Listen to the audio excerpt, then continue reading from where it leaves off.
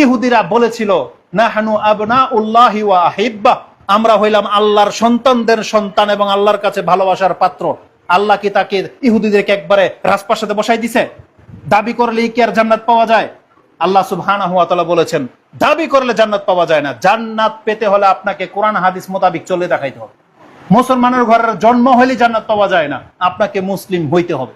আর মুসলিম হওয়া মানে কোরআন এবং সুন্নাতে যা আছে তার একটু চুলচেরা আপনি হেরফের করতে পারবেন। আপনি যদি মুহাম্মদ সাল্লাল্লাহু আলাইহি সাল্লামকে ভালোবাসেন, তাহলে আপনার দায়িত্ব যে আমার নবী মুহাম্মদ সাল্লাল্লাহু আলাইহি সাল্লাম তিনি কিভাবে তাকবীর দিতেন, কতটুকু হাত তুলতেন, ততটুকু আপনি তুলবেন। আপনার কাছে যেটা প্রমাণ হয়ে যাবে আপনি সেটা মানেন, আমাদেরটা মানতে হবে, এটা জরুরি না। তবে আমাদেরকে আমাদের কথা বলতে দেন। আমরা আমাদের কথা বলার মতো তৌফিক যদি পেয়ে যাই, ইনশাআল্লাহুল আজিজ আপনাদের হুজুরদের চাইতে বেটার কিছু দিতে আমরা সক্ষম, এটা প্রমাণ হয়ে যাবে। খুতবাগুলো চলতে দেন, আপনারা পাশে থাকেন। আমরা বড় কথা বলতেছি না, ইনশাআল্লাহুল আজিজ প্রমাণ হয়ে যাবে যে কাদের কথায় সবচেয়ে বেশি দলিল প্রমাণ থাকে। আপনি দেখতে পাবেন। জানেন আপনাদের হুজুররা জর্দাকে হালাল করার জন্য কি করেছে? তো বলতেছে যে জর্দা এটা হারাম হওয়ার কি আছে, মাকরু। তারা বলছে মাকরু না, মাকরু শব্দ তো মানে কি? মাকরু শব্দ মানে কি? অপছন্দনীয় না? আমি একটা বক্তব্যের মধ্যে বলেছিলাম আল্লাহ কোরআনে বলছে হত্যা করা মাকরু, জেনা করা মাকরু, আল্লাহর সাথে শিরিক করা মাকরু। তো তাই বলে আপনি যদি কোন জর্দা খাওয়া মাকরু, তার মানে কি তাহলে এটা হালাল হইতে পারে? মাকরু শব্দ তো কোরআনে আছে, এটার অর্থ ভিন্ন, আমি সেই অ্যাঙ্গেলে নিচ্ছি না, কিন্তু শব্দটাকে আমি হাইলাইট করতে চাচ্ছি। আপনি বলছেন না মাকরু, তা আল্লাহ বলছে কুল্লু যালিকা ইনদা সাইয়্যুহু ইনদা রাব্বিকা মাকরুহা, কুল্লু যালিকা কানা সাইয়্যুহু ইনদা রাব্বিকা মাকরুহা। এটা আপনি পেয়ে যাবেন সূরা বনী ইসরাঈল 17 নম্বর সূরা 37-38 নম্বর আয়াতটা পড়েন আপনি। 36, 37, 38 মানে 23 থেকে শুরু হয়েছে বড় বড় পাপগুলো নিয়ে। শিরক করা যাবে না, বাপ মার সাথে নাফরমানি করা যাবে না, বাপ মার উফ পর্যন্ত করা যাবে না, অপচয় করা যাবে না, অপচয়কারী শয়তানের ভাই, সন্তান হত্যা করা যাবে না, জেনার নিকটে যাওয়া যাবে না, অন্যকে হত্যা করা যাবে না, এতিমের মাল খাওয়া যাবে না, জ্ঞানবিহীন কথা বলা যাবে না, অহংকার করা যাবে না। এটা বলার পরে আল্লাহ বলতেছেন কুল্লু যালিকা কানা সাইয়্যুহু ইনদা রাব্বিকা মাকরুহা, এগুলো সবই আপনার রবের কাছে মাকরু। বুঝেন? অপছন্দনীয়। আর আপনি নিজেই বলতেছেন জর্দা মাকরু, তাহলে আপনি খান কেন? এটা আপনার রবের কাছে অপছন্দনীয় রে ভাই। যে জিনিস আমাদের রব পছন্দ করে না, সেটা আপনার কাছে হুজুর কিভাবে পছন্দনীয় হয়ে যায়? আর যদি আপনি জর্দা হালাল না হারাম প্রমাণ করতে চান, ওই যে নুরানি জর্দা নামের একটা জর্দা আছে না, এটা আপনার ওই 3 বছরের ছেলেকে 2-3 ডুব দিয়ে দেখেন তো, দেখি কি হয়। ও যদি ওর জায়গায় দাঁড়ায় থাকতে পারে, তখন বিচার যা হবে আমি তা মেনে নেব।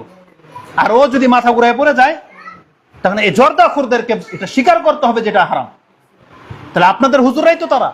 তারা যদি এইভাবে ধোকা দিতে পারে, তারা যদি তাবিজ ব্যবসা করে আপনার কাছ থেকে টাকা খাইতে পারে, তারা যদি জারফুকের নামে আপনার মহিলার পেটে হাত দিতে পারে, তারা যদি আপনাকে ভংবাং বুঝে ওই নজর নিয়াজ মাজারে গিয়ে এবং তাজিমের নামে সেজদা করাটাকে জায়েজ করে দিতে পারে, সে তার ঈমান নিয়ে খেলাধুলা করতে পারে না?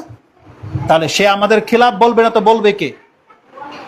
আপনাকে ধর্ম চিনতে হবে, ধর্ম বুঝতে হবে।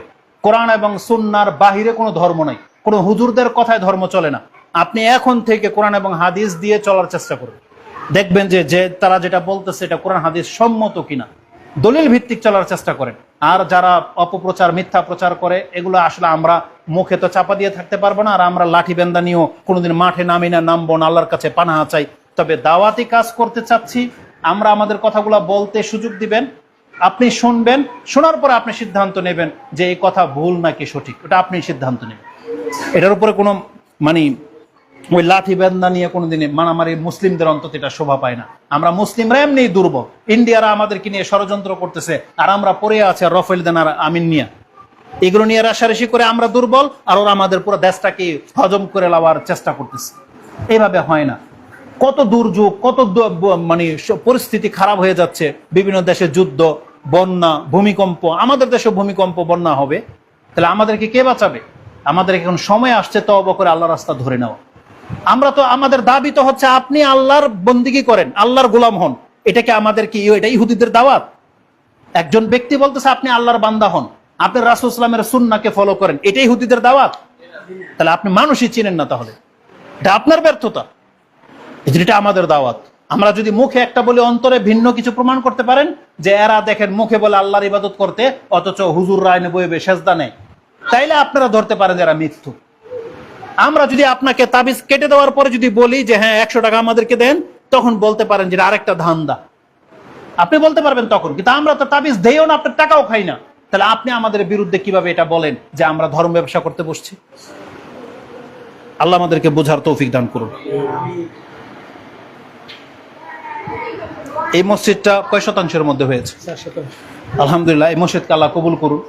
এবং এই মসজিদ সম্পর্কে যেটা জেনেছি যে এখনো নাকি জমির টাকা বা মসজিদ করার যে খরচ অনেকে দিবেন, সেটা বাকি রয়েছে। আমরা দোয়া করব। দেখেন, সব ক্ষেত্রে ঋণ বা ওয়াদা খেলাফি চলে না, আল্লাহর ঘরের সাথে সম্পর্ক যুক্ত যেহেতু। কারণ আলহামদুলিল্লাহ আল্লাহর ঘর হয়ে গেছে, যেমনটাই হয়ে গেছে। এখন যার যেটা ওয়াদা আছে সেটা আপনি পুরা করেন।